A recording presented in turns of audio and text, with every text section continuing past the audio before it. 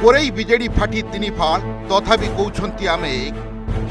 अशोक बल डानी घड़ई और बबी दास जोरजार मुलकदार मंचरे बसबे किए अध्यक्ष चाहूवा नेता ना उपाध्यक्ष चाहूवा नेता योजना थिला आउ किछि किंतु मुख्यमंत्री करदेले भंडू आसंता काली कोरेई जिबे मुख्यमंत्री आ बांटिबे सुभद्रा योजना बबी डानी और अशोक बलंक पई कोरेई रे बढ़ुची की गोष्ठी कंदल मंच उपरे भाषण देबा पई बीजेडी नेतांक भितरे कसरत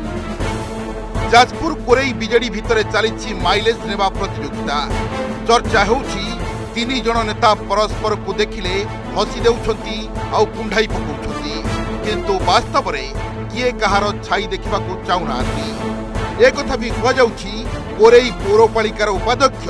बबी दास को मंचरे बसैबा चाहूवा बेले डानी घड़ई को मंचरे बसैबा चाहूंती अध्यक्षा जदिओ दुई जनकर नेता अलग अलग तेणु क्या सह रोनी कहार तालमेल किंतु एमानक कली भितरे आसंता काली माइलेज नहीं जीव बीजेपी विधायक आकाश दास नायक नेतृत्व में शनिवार कोरेई गस्तर जिबे मुख्यमंत्री मोहन माझी और उपमुख्यमंत्री प्रभाती परिडा एबे कोरेई निर्वाचन मंडली रे बीजेडी रो गोष्ठी कंदल दांडरे पड़ी हाटरे गरुछि कोरेई निर्वाचन मंडली रे सबुठु बड़ महोत्सव व्यास सरोवर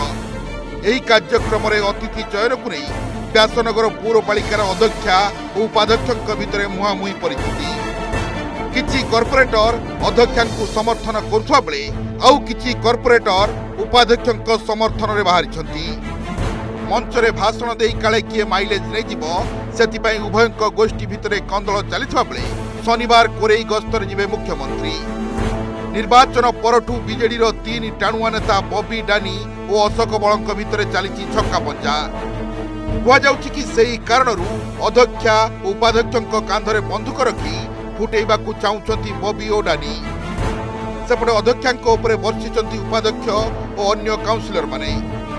चलित वर्ष कार्यक्रम प्रस्तुत होइतिबा रिजोल्यूशन को अवमानना करी खोद पौराध्यक्षा संगीता पिंगुआ और निर्वाही अधिकारी निज मनमानी रे समस्त कार्य करुवा काउंसिलर माने सीधासलख अभियोग करछथि मासे 6 दिन 3 दिन हो गलानी आम नॉलेज रे किछ नाही काउंसिलर नॉलेज आम जो प्रस्ताव दिया हितला पास करथिले ताकू कार्यकारी न करी तांको मन इच्छा अतिथि चयन करिसेंती एवं जहा को आम शहर रो जो मानकर अवदान अछि शहर प्रति एवं व्यासनगर प्रति तांको भी अणदेखा करा जायछि हमर व्यासनगर महोत्सव को नेकी हमर जो गत 3 तारिख गोटे मीटिंग हेतिला से 3 तारिख रे सर्वदल समिति अर्थ आमर 26 जन काउंसिलर चेयरपर्सन वाइस चेयरमैन को उपस्थिति रे एग्जीक्यूटिव ऑफिसर को उपस्थिति रे मीटिंग हेतिला जो रिजोल्यूशन हेतिला जो रिजोल्यूशन को नेकी व्यास सरोवर महोत्सव हवा कथा से रिजोल्यूशन अवमानना करा जायछि गणतंत्र रो कंठरोध करा जायछि एणु आम चाहूँ रिजोल्यूशन को नेकी व्यास सरोवर महोत्सव हो जहाँ रिजोल्यूशन होती से हिसाब से व्यास सरोवर महोत्सव हो सरकार ओल्टी गला परे बदली गला कोरेई राजनीति